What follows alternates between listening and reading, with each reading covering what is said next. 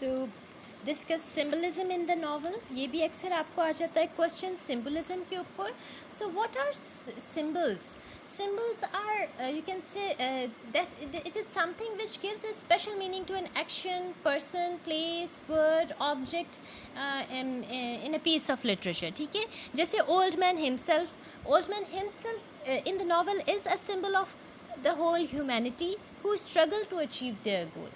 सो symbols use किए जाते हैं to express the underlying meanings in literature. और old man and the sea में भी बहुत से सिम्बल्स हैं.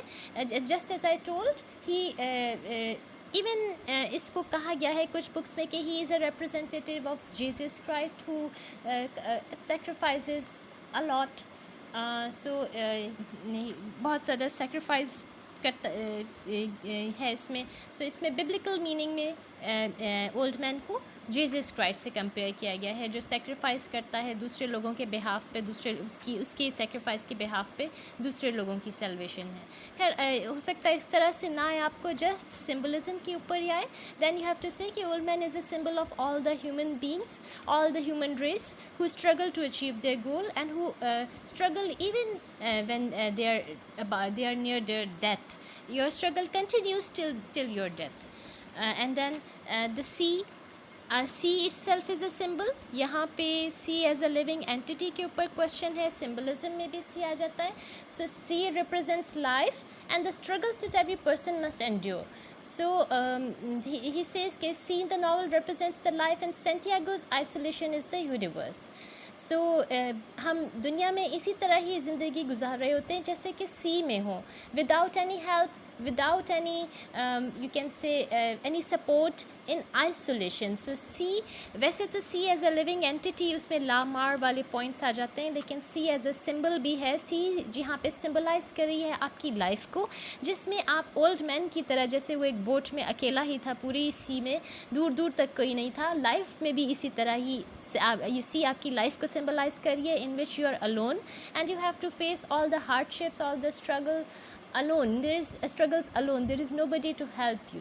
You have to live an isolated life which is full of struggle, and there is no help in your life. Just like in the sea, the Santiago is alone in the sea.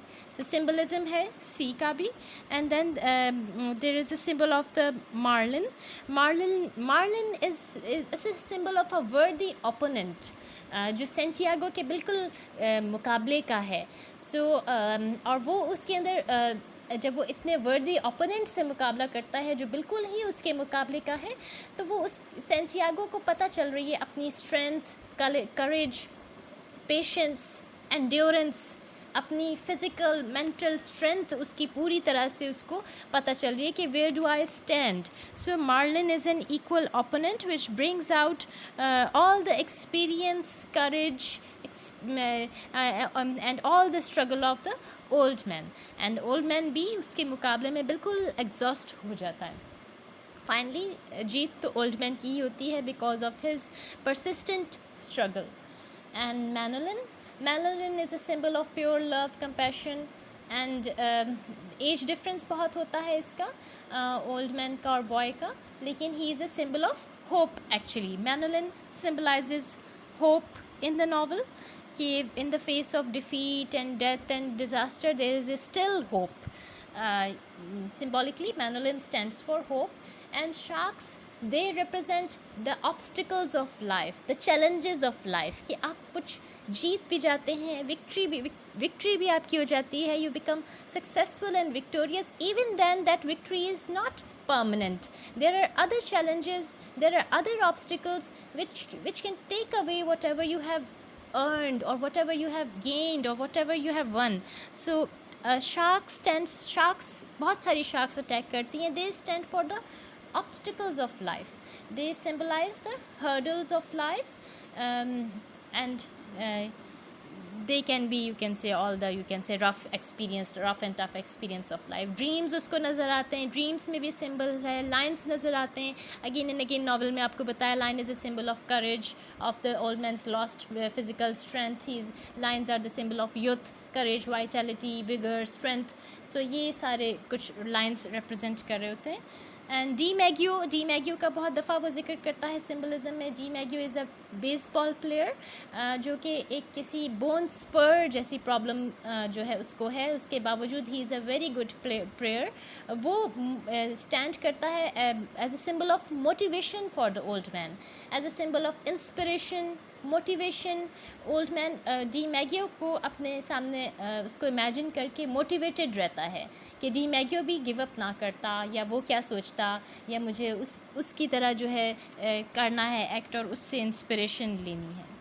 So and then these are some और आखिर में कुछ वो number 84 and 85 वो थोड़ा superstitious belief है उसमें. And then actually the novel itself represents life as a struggle against unconquerable forces of nature.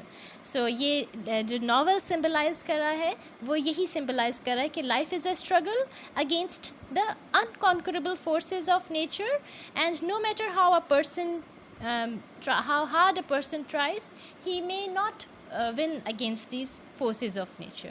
So throughout the novel there is symbolism.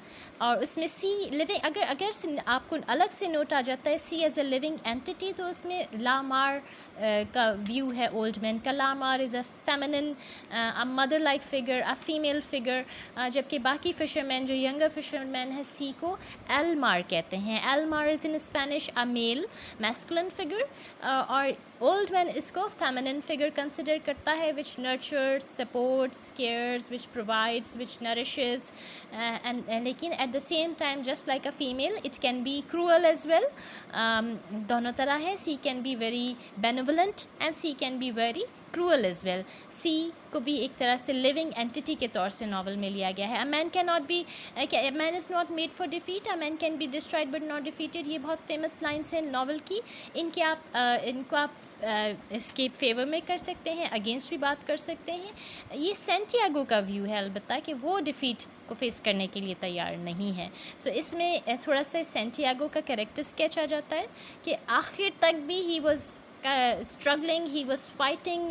पहले तो अब उसकी स्ट्रगल सी में फॉर कैचिंग द मार्लिन को कैच करने के लिए जितनी उसने स्ट्रगल की थी वो सारी इसमें आएगी. फिर शार्क्स के अगेंस्ट स्ट्रगल आएगी. His you can say unconquerable उसकी जो स्पिरिट है वो उसके बारे में बात आएगी. आखिर में अगर आपसे आपका ओपिनियन पूछा गया है तब आप बता सकते हैं, you can refute it as well, कि man is not always made for victory. He can fail as well, so one should be ready to face failure as well. Themes of the novel में almost ये इसके symbolic meanings को आप ले सकते हैं. Theme है ऑफ स्ट्रगल है, क्रिश्चियनिटी की थीम है उसमें, जीसस क्राइस्ट का जो हवाला आ रहा है वो है उसमें. बेसिकली इसमें स्ट्रगल की थीम है, struggle against the forces of nature, struggle to achieve one's a goal, and there is the theme कि you can not always be victorious and you can not always win against the forces of nature. So these are some themes.